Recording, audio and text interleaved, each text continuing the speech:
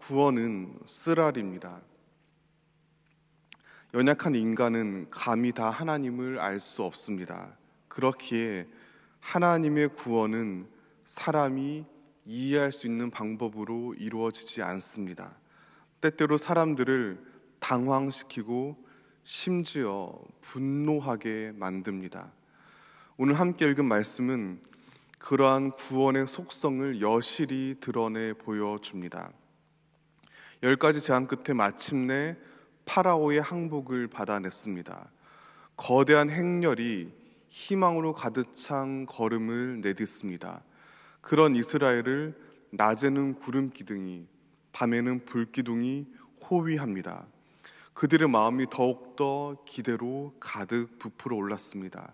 하지만 삶은 그리 단순하지 않습니다. 하나님께서는 모세에게 명령합니다. 당신의 백성들을 바다를 앞두고 장막을 치게 합니다. 이스라엘 사이에는 금세 싸늘한 공기가 흐릅니다. 상황이 뭔가 이상하게 돌아가는 것을 알아채는데 그리 오랜 시간이 걸리지 않습니다. 여기저기서 술렁거리기 시작합니다. 그들은 비록 혈통으로는 아브라함의 자손이지만 수백 년에 거쳐 이집트에서 나고 자란 사람들입니다. 거대한 제국이 어떤 견고한 체계 속에서 돌아가는지, 최고 권력자인 파라오가 어떤 존재인지 너무나 잘 알고 있습니다. 따라서 이집트가 잠시 타격을 입었지만 다시 몸을 추스르고 명예를 회복하려 자신들을 향해 돌진해 올 것을 바로 직감합니다. 안타깝게도 불길한 예감은 현실이 되고 말았습니다. 이스라엘이 눈앞에서 사라지자 파라오의 마음이 바뀌었습니다. 정확히는 하나님께서 여전히 그의 마음을 어리석게 완악하게 만드셨습니다. 따라서 파라오는 이집트의 최정예 부대를 동원합니다. 심지어 온 나라의 모든 병거를 동원합니다. 오늘날로 따지면 각종 전투기를 비롯한 최첨단 무기를 모두 끌고 온 셈입니다. 때마침 어리석게도 이스라엘은 넓은 광야가 아닌 홍해 앞에 모여 있었습니다. 말 그대로 도간에 든 쥐입니다. 당대 최강의 군대를 맞서기에 그들은 너무나 연약하고 무능하기만 합니다. 이제 순식간에 처참한 사륙이 벌어져 몰살당하는 것은 시간 문제입니다. 이때 이스라엘 백성들의 심정이 어떠했겠습니까? 저 멀리서 온 땅을 뒤는 듯한 말발굽 소리가 요동쳐 옵니다. 노예들에게 패배한 치욕을 만회하려는 강렬한 살기가 느껴집니다. 전차들을 화려하게 장식한 깃발이 그날따라 더욱더 위협적으로 보였습니다. 따라서 칼이 그들의 몸에 닿기 전에 이미 절망이 그들 마음에 엄습합니다. 그것에 대한 반응은 분노입니다. 이스라엘은 모세를 향해 몰려가 원망을 쏟아붓습니다. 본문 11절과 12절 말씀을 세번역 성경을 읽어드리겠습니다. 그들은 모세를 원망하며 말하였다. 이집트에는 묫자리가 없어서 우리를 이 광야에다 끌어내어 죽이려는 것입니까? 우리를 이집트에서 끌어내어 여기서 이런 일을 당하게 하다니 왜 우리를 이렇게 만드십니까? 이집트에 있을 때 우리가 이미 당신에게 말하지 않았습니까? 광야에 나가서 죽는 것보다 이집트 사람을 섬기는 것이 더 나으니 우리가 이집트 사람을 섬기게 그대로 내버려 두라고 하지 않았습니까? 어떻습니까? 이들의 마음이 이해가 되십니까? 솔직히 어느 정도 수긍이 되는 것도 사실입니다. 왜냐하면 애초에 출애굽은 그들의 소원이 아니었기 때문입니다. 물론 힘겨운 노예 생활에서 구해달라고 하나님을 향해 간곡히 기도하긴 했습니다. 하지만 이집트를 떠나는 일은 이스라엘 사람들이 뜻을 모아 치밀하게 계획을 세우고 실행한 결과가 전혀 아닙니다. 왕궁에서 도망쳐 사라진 줄 알았던 모세가 수십 년 만에 다시 나타났습니다. 그가 겁없이 파로 앞에 찾아가더니 온갖 신기한 일들을 일으켰습니다. 그리고 마침내 10가지 재앙을 끝으로 이집트 밖을 향해 나가게 되었습니다. 그 과정이 마냥 순탄하게만 했던 것은 아닙니다. 파라오는 히브리 노예들이 게을러졌다며 그들의 노역을 더욱더 무겁게 하기도 했습니다. 그러자 이스라엘은 본문보다 앞서 모세와 아론을 향해 이미 저주를 퍼부었습니다. 심지어 그때 하나님의 이름을 들먹이기까지 합니다. 출애굽기 5장 21절을 세번역 성경을 읽어드리겠습니다. 그들은 이렇게 말하였다. 주님께서 당신들을 내려다보시고 벌을 내리시면 좋겠소. 당신들 때문에 바로와 그의 신하들이 우리를 미워하고 있소. 당신들은 그들의 손에 우리를 죽일 수 있는 칼을 쥐어준 셈이요. 이렇듯 본문에 등장하는 이스라엘 백성들의 모습은 한순간의 우발적인 행동이 아닙니다.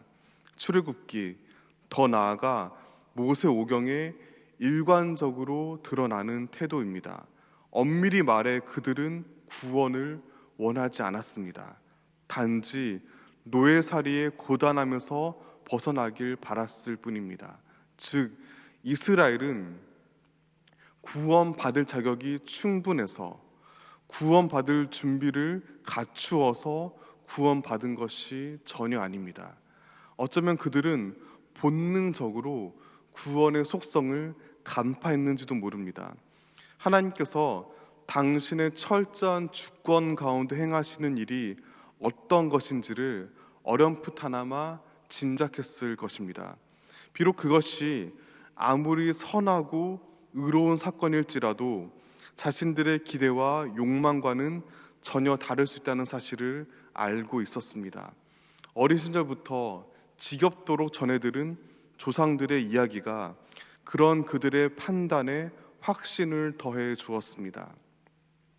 따라서 성경에 등장한 가장 위대한 구원 사건인 출애굽은 멀리서 보면 희망이지만 가까이서 보면 절망입니다.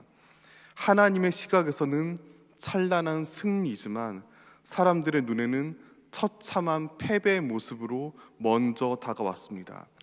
천사들의 찬양 소리가 아니라 공포에 잠긴 사람들의 비명과 어린 아이들의 울음소리가 가득히 울려 퍼졌습니다.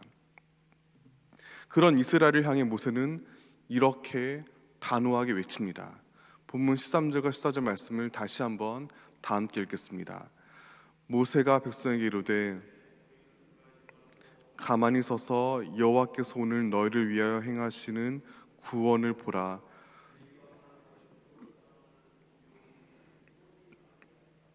여호와께서 너희를 위하여 싸우시리니 너희는 가만히 있을지니라. 이 말씀이 당시 백성들에게 어떻게 들렸을까요? 무능한 리더의 어처구니 없는 헛소리입니다. 길을 잘못 인도한 자신의 과오를 정당화하려는 황당무계한 핑계입니다. 망상에 사로잡혀 내뱉는 순진한 선동입니다. 그들 앞에는 거대한 바다가 놓여 있고 뒤에는 최강의 군대가 돌진해 오고 있습니다.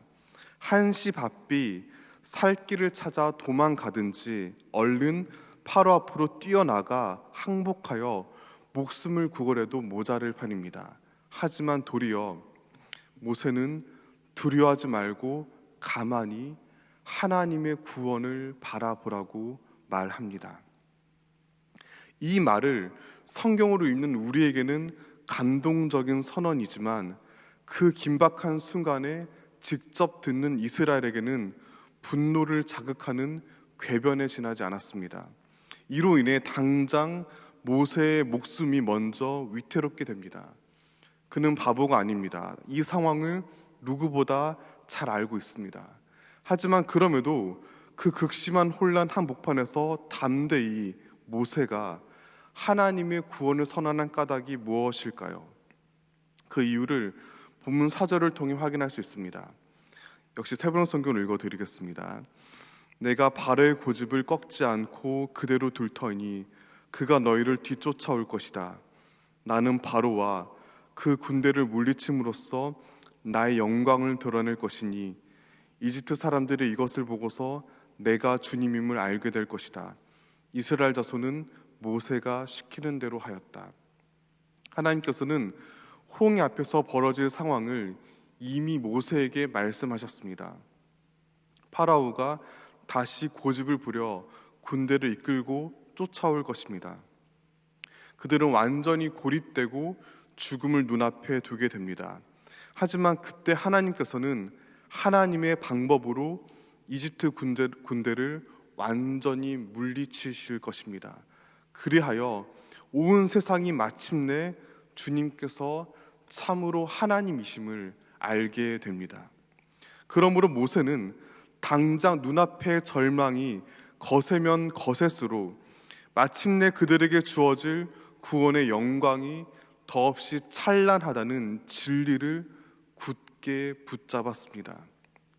그리고 그 결정적인 위기의 순간 희망의 복음을 담대히 외칠 수 있었습니다. 저는 주품에라는 제목으로 번역된 복음성가를 참 좋아합니다. 특히나 어렵고 힘겨울 때 자주 부르곤 합니다. 많이 아시듯이 후렴 가사는 이러합니다. 거친 파도 날 향해 와도 주와 함께 날아오르리. 폭풍 가운데 나의 영혼 잠잠하게 주를 보리라. 어느 날 문득 영어 간사가 궁금했습니다. 그래서 찾아 읽고 더 큰 은혜를 받았습니다. 짧은 영어 실력이지만 원문을 번역하면 이러합니다. 큰 바다가 솟구치고 천둥이 울부짖을 때 주님과 함께 폭풍 위로 날아오를 것입니다. 아버지, 당신은 홍수를 다스리는 왕이십니다. 잠잠히 주님께서 하나님이심을 알아가겠습니다. 사랑하는 성도 여러분, 구원은 쓰라립니다.